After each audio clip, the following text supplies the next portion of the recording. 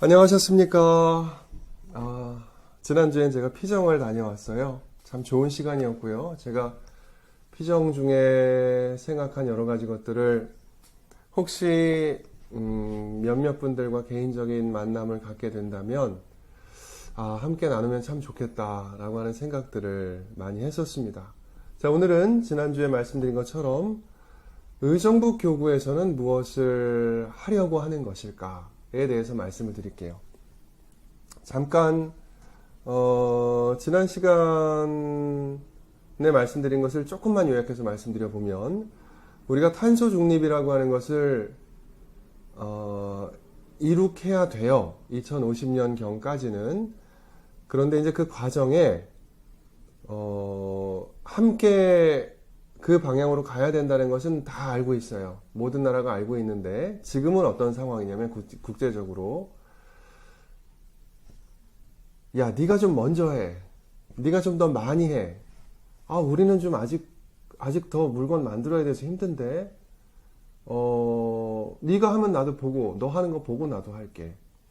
뭐 이런 분위기인 거예요, 국제사회가. 그래서 이제 그러지 말고 좀 우리 함께 이렇게 좀 천천히 하지만 서둘러서 해나갑시다 라고 하는 회의를 최근에 글래스고에서 한 거예요.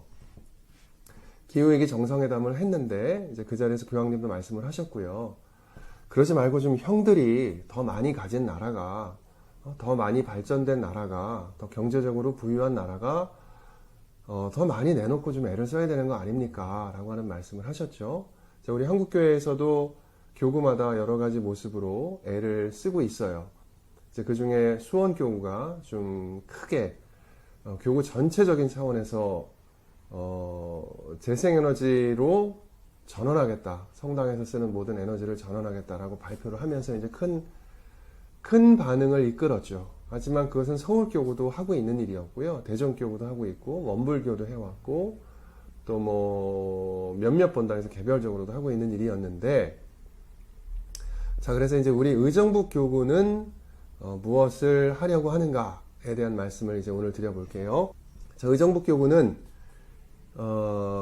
언젠가요? 얼마 전에 이제 총회를 했어요. 사재단 총회를 했는데, 그 총회에서 2022년도부터의 여러 가지 계획을 나눔을 했는데, 그 중에서 환경농촌사목위원회가 주도하는 이 환경 문제, 기후위기 문제에 대한 이야기를 전달을 해드려 볼까 해요.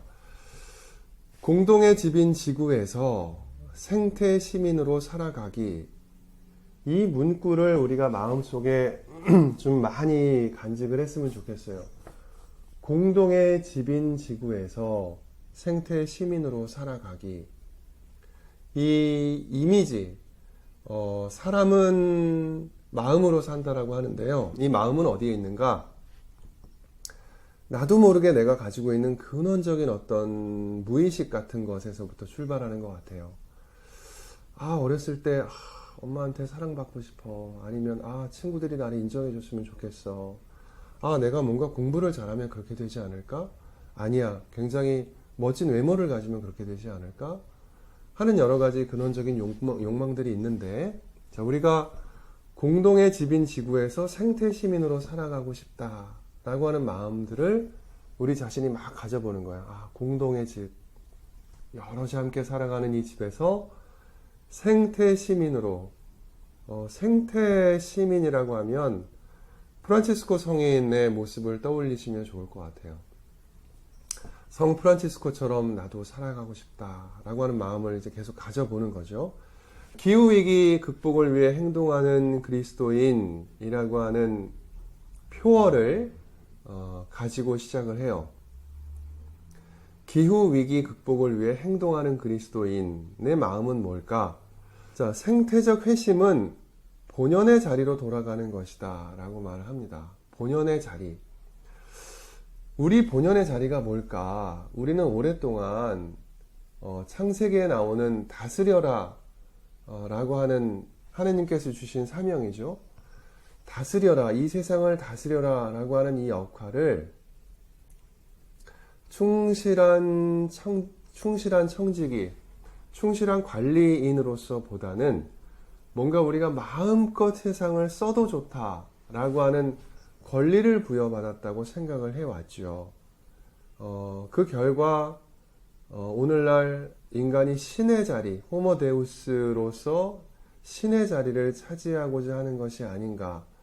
그 결과는 아마도 그렇게 밝은 세상은 아닐 것이다. 유토피아보다는 디스토피아의 가능성이 더 많지 않은가라고 하는 우려를 가지고 있죠. 염려를 가지고 있는데, 자, 우리 본연의 자리, 인간이 하느님께 초대받은 본래의 역할이 무엇이었을까 하는 것을 생각을 해보는 거예요.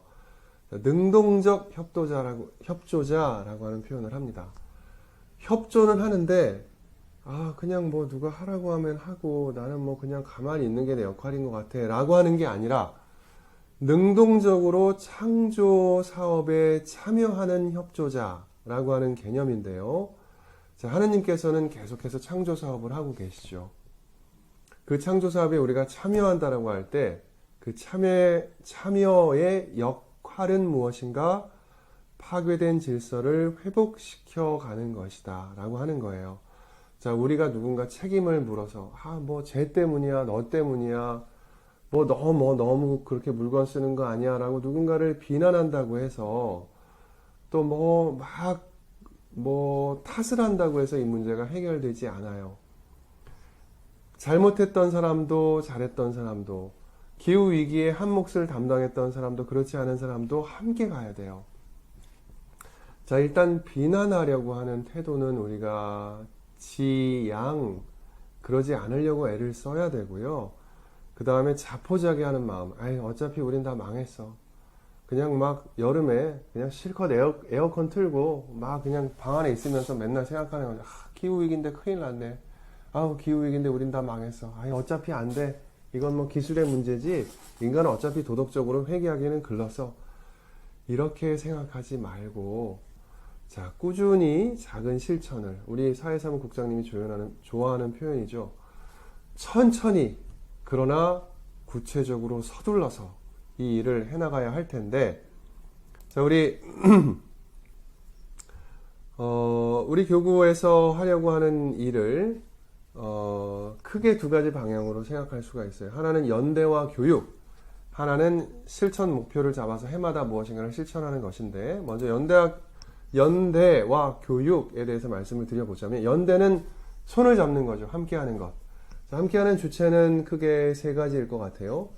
의정부 교구, 그 다음에 우리 본당, 그 다음에 각 가정 아니면 나라고 하는 세 가지 주체가 있는 것인데, 이 세 주체가 삼위일체 하느님처럼 서로 유기적인 관계를 맺으면서 해나가는 것이죠. 가장 먼저 모든 주체가 해야 될 것은 의미를 발견하는 거예요. 내가 이렇게 애를 쓰는 게 어떤 의미가 있을까? 사람은 자기 행동에 의미가 없으면 금방 지쳐버려요. 그리고 다시 습관적인 삶으로 돌아가거든요.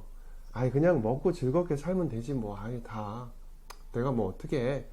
그렇게 돌아가지 않으려면 우리가 함께 의미, 내가 지금 하려고 하는 것이 무엇인가, 이렇게 하면 어떻게 될까 라고 하는 것들을 발견하려고 애를 써야 되겠죠. 그리고 의미를 발견한 각각의 주체가, 각 가정이, 각 개인이, 각 본당이, 각 교구가 함께 어떻게 관계를 맺을 것인가 하는 것을 계속해서 생각을 해보는 거예요. 여기에 사제들의 역할이 있고 교구의 역할이 있고 각 가정의 역할이 있는 거죠. 자, 교구는 본당은 가정을 서로 계속 교육하고 지지하고 하면서, 또 우리 교구나 가정이 혹은 본당 외에 이 밖에서 이루어지고 있는 기후위기에 대응하기 위한 여러 가지 노력들을 탐방하는 것도 굉장히 중요해요. 우리가 쓰레기를 버리면 이렇게 되는구나. 쓰레기 소각로에서 이런 일이 벌어지는구나. 라고 하는 것들을 보게 되면 아이들을 데려가서 보잖아요. 그러면 아이들이 정말 조심해서 버립니다. 엄마, 이거는 안 먹는 게 좋을 것 같아. 라고 말을 실제로 하게 돼요. 자, 그 다음에는 활동가 양성을 좀 해야 되겠죠. 본당에서 신부님 혼자 계속 주구장창 말할 수는 없잖아요. 그러니까 함께 일을 해나갈 사람들을 위한 양성교육 같은 것들도 필요하겠죠. 자, 이런 여러 가지 노력들이 필요할 텐데요. 우리 교구는 실천 목표를 정해보고 있어요. 자, 내년부터 2022년에는 생활 쓰레기를 줄이는 것을 주로 실천 목표로 잡아보고 있고요. 2023년에는 식생활, 좀 가까이에서 난 식재료, 우리가 막 바다 건너, 물 건너, 비행기 타고 온 물건을 먹으면, 음식을 먹으면, 어머, 이거 너무 싸다. 야, 이거 너무 맛있다라고 하시겠지만, 사실은 그 우리가 먹는 음식에는 엄청난 탄소 배출이 포함되어 있게 되는 거잖아요. 그러니, 좀 탄소 발자국이라고 하죠. 유통 과정에서, 생산 과정에서 탄소를 너무 많이 배출하지 않는 음식으로 우리 식단을 좀 차려보는 것을 해보려고 하고요. 24년에는 BMW, B가 뭔가요? 버스. 저는 여기에 자전거, 바이시클을 더 넣고 싶은데, 대중교통이나 혹은 자전거를, 혹은 메트로도 뭐 대중교통이죠. 지하철이니까요. 혹은 걷는 것, 걷거나 자전거를 타거나 아니면 먼 거리라면 대중교통, 함께 이용하는 교통을 가능하면 이용하는 것. 우리가 예전에 산업혁명 시대에 그랬던 것처럼 뭐 자동차를 때려 부수자 뭐 이런 말을 하는 건 아니에요. 가능하면 좀 적게 타면 어떤가 하는 운동을 해보자. 25년에는 화석 연료 에너지를 줄이기 위한 조금 더 조직적인 차원에서 태양광 발전을 설치한다거나 이런 일들. 26년에는 친환경 본당을 만들기, 27년에는 도시농업에 대한 이야기들을 하고 있는데, 자, 이런 실천 목표는 이해는 이것만 하고, 이해는 이것만 하고, 이런 게 아니고요. 중점 목표를 이렇게 두고 이 모든 것들을 다 함께 해나가야죠. 어느 날 갑자기 본당에 뚝딱뚝딱 태양광 발전이 만들어! 그러면 한 달 안에 만들어지는 게 아니거든요. 준비도 해야 되고, 협업 관계도 해야 되고, 뭐 여러 가지가 있는데, 이런 것들을 다시 말씀드리지만, 누구를 탓하지 말고, 손가락질 하는 것으로 의무를 다하지 말고, 우리가 서로 격려하면서 차근차근, 그러나 서둘러서, 구체적으로 해나가자라고 하는 목표를 이렇게 의미도 발견하고 목표를 세워서 이렇게 해나가자라고 하고 있는 것을 하려고 하는 겁니다. 이제 하려고 하는 것인데 이것을 우리가 하나하나 어떻게 해나갔으면 좋은가 하는 것들은 본당에서 이루어져야 하겠죠. 막 조직도 필요하고요. 교육도 필요하고 여러 가지가 필요할 텐데 자, 저도 여러분도 자기의 자리에서 이런 것들을 어떻게 하면 좋을까 하는 것들을 마음속으로 공동의 집인 지구에서 생태 시민으로 살아가고 싶다. 공동의 집인 지구에서 생태 시민으로 우리가 함께 살아갔으면 얼마나 좋을까 라고 하는 것들을 계속해서 생각을 해봤으면 좋겠습니다. 감사합니다.